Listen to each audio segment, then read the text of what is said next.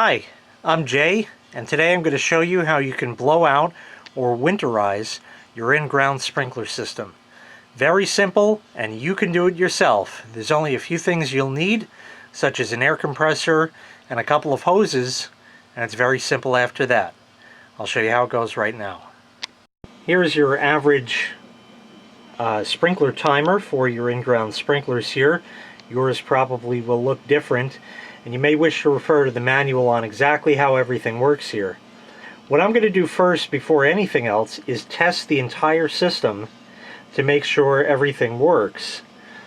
This way, before you close the system, you'll know that, okay, I winterized everything properly and everything was working before I all put it to hibernation for the winter. And this way in the spring, if anything isn't working, you'll know that it most likely was not due to any negligence on your part. So the first step on this one is to go ahead and give this a manual test. You will want to write down all of the zones here. You'll notice one of them is off. I've stopped using that zone, and you'll see why in a little bit. We're going to put these all to 2 minutes.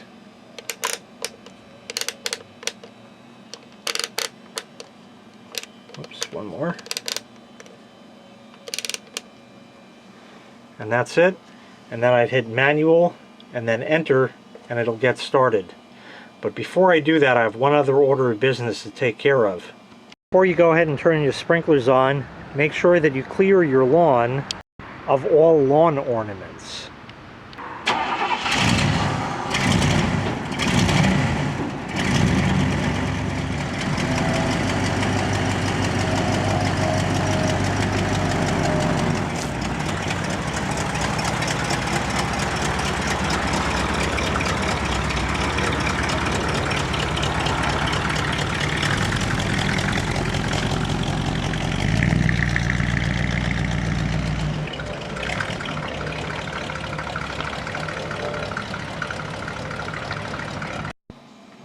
Manual, enter, show zone 1, water meter is going. Let's take a look. Okay, the sprinklers are running. I do have a little problem here. It appears that my drip irrigation has come off of the thing, so that's an easy fix. Just the hose just blew off of that. You'll be able to see it spraying out right there. Heads in the bushes are doing their thing, and over here it appears that all of the heads, including against the corner there, are doing what they're supposed to. Zone 2 just came up. Head there, and one over there. Zone 2 just shut off, and zone 3 is coming up. We have a head over by the steps there, right in the corner. There's one over here in the middle of the lawn, and one down there. Okay, 3 is shut off, and 4 is turned on. This has 2 heads, one right over here, and one up against the fence post. Zone 5 has been decommissioned because I have a lawn ornament now, so it hasn't been used for most of the summer. I'll have to see what happens when it turns on. Haven't been used in months, and they came right up, no trouble at all. Some air in this one, but otherwise fine. Oh, and a little whistly. And this is zone 6, 1, 2, and 3. And zone 7 has a head there, one under the chair, one here against the fence. So all the sprinklers on all the zones are working. Now we can continue and blow the system out. Okay, now that the test is done, you can move all your dials back where they were. And now you want to shut the water supply to your sprinkler system off. On this system, it's just a ball valve like that. Then you want to go outside, and you want to locate and open the valve that is attached to your sprinkler system. And you'll notice, of course, when I turn this on, that we just have a little dribbling of water, which is fine. Now you want to drain the inside. Now everybody's system is different. This particular shut-off valve has a little petcock on it that you can open up to drain the water out, and that's the reason we open the outside, to let air into that pipe that goes up outside. So for this one, I just jam a bucket in there and open that up. Very importantly, make sure that you shut that valve before anything else that you do, otherwise you may have water blasting into your house. Okay, there are two ways that you can open the valves for the sprinkler system. You can turn them on at the timer, which is the way I'm going to do it, or you can go outside in your green valve box and just turn the valve 180 degrees. The valves would look something like this. You would put your thumb on that little thing there and turn that 180 degrees to over here. And we're going to do this electronically, so I'm going to have somebody stand by the timer and call down to them via phone to let them know to put a particular zone on or off. Do this very simply, one zone at a time. So buried in this mess is a 15-gallon oil lubricated air compressor, and shoved in the corner there is another 7-gallon tank to add to the capacity. The size of the compressor tank that you're going to need is going to be dependent upon how big your system is, how many zones you have, and how long you like to wait. Generally, the bigger the better. For this system, the 22 gallons I have on hand are just plenty, so this does just fine. It really doesn't matter if your compressor is oil lubricated or oilless. It's a matter of personal preference. I prefer the oil lubricated compressors because they last a lot longer. Now you're going to need some way to adapt the air hose to a garden hose connection. That's a standard connection you'd have on any outside faucet. And over here is an air fitting.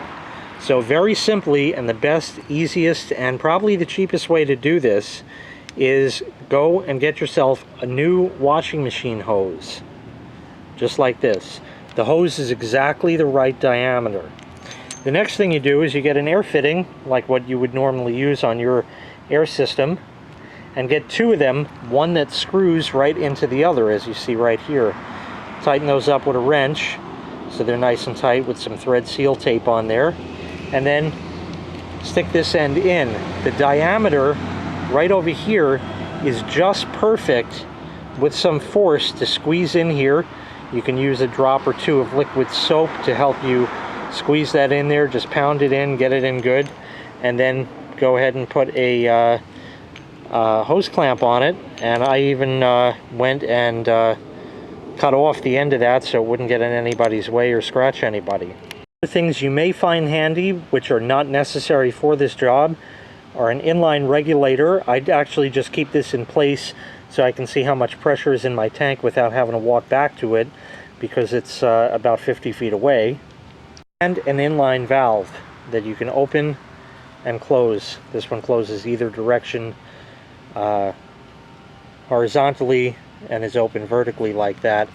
This just makes it a lot easier. You can, of course, just pull back the collar here and disconnect your air hose when you're done with the air, and then plug it back in when you're ready to blast another zone, but this just makes it a lot easier. It's only a couple of bucks, so I'd recommend you make yourself up one of these as well. Here's the idea behind blowing out your sprinklers. Here's a hose. You can equate this to the lines that would be in the ground for your sprinklers. As you know, when water freezes in pipes or hoses or whatever it is, they can burst. So what we're going to do is we're going to blow air through the hose or lines or anything like that. But if you look at this hose, see how it has a dip at the bottom? Well, some water might collect there. So the idea here is you want to blow out as much water as you possibly can through there. As long as you don't have this hose filled from bottom to top, then you should be safe. Even if it does freeze, you should be okay. So we're just trying to expel as much water as we possibly can from the system. Okay, I just had my assistant downstairs turn on zone 1. just a word about pressure. You'll notice I have about 120 psi of pressure here. Some people like to blow this out at a lower psi.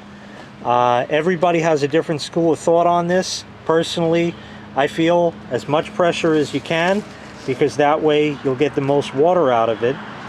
There's no real reason why the pipes in the ground can't handle 200 psi, which is 80 psi away from what we're actually pushing through it. So there's no reason it shouldn't be able to handle it. Anyway, everything is all set here, ready to go. I'm just going to open this valve, and I'm going to sort of jump out of the way a bit because I have heads in here.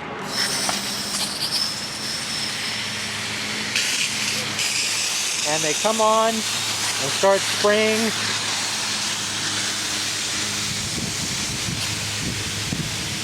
Not hearing much air over here yet. My compressor kicked on. Here we go here. Now this is the mist that you're going to see come out of your head. This is all that extra water that's just bubbling up and coming out of the heads here. We want to get as much of this out of here as possible. There's some air in here as well, but not all the way. Now you can see that we've depleted most of the air, so I'm going to go ahead and shut this off now. Okay. And we're going to let the tank fill back up. Then we're going to hit it a second time.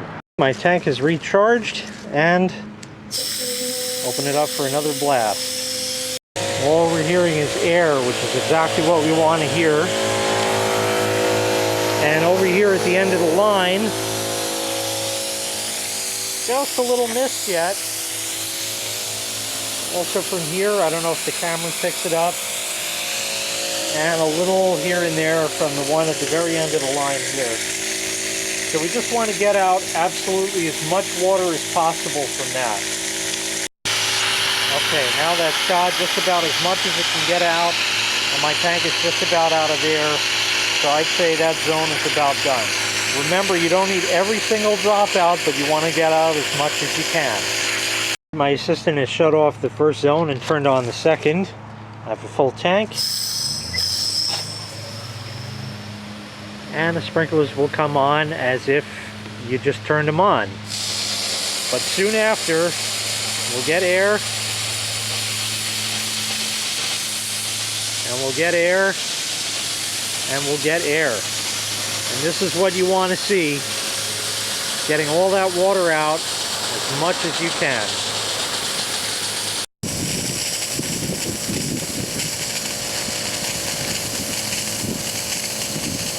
Let's blast another tank through zone 2. And you can see mostly just air. Exactly what we want to see here. Now on to zone 3. There's one here, one which is practically getting me, and one over down that way.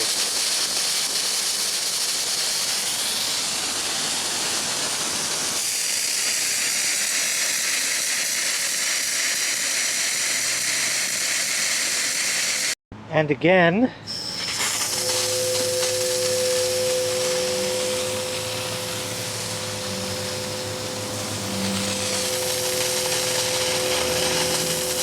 and zone 4.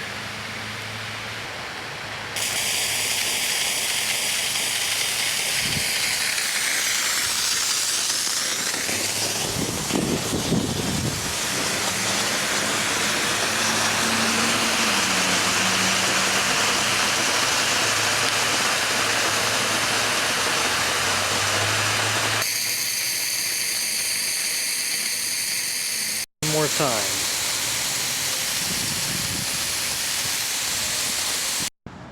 Zone 5.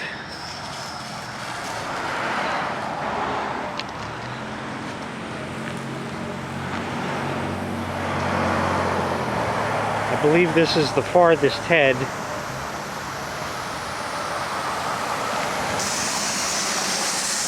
Yeah, we have air there. Almost there.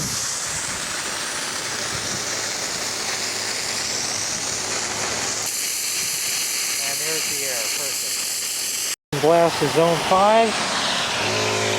There's no water to even pop the heads up, so we're looking pretty good. Just air. Zone 6 is in the back.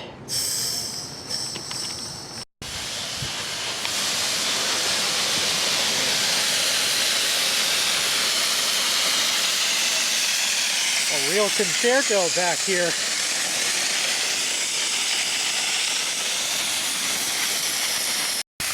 And the second blast of zone 6. Everything is looking pretty good here. Zone 7 also in the back. We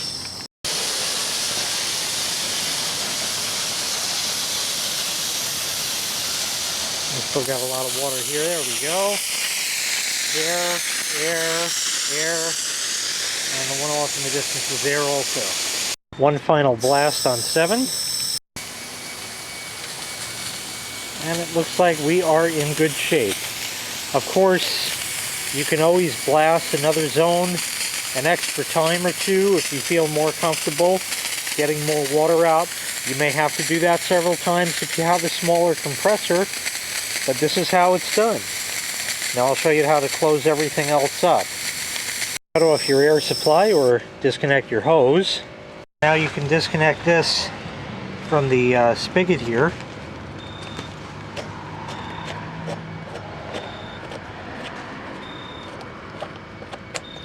Okay, shut this valve off.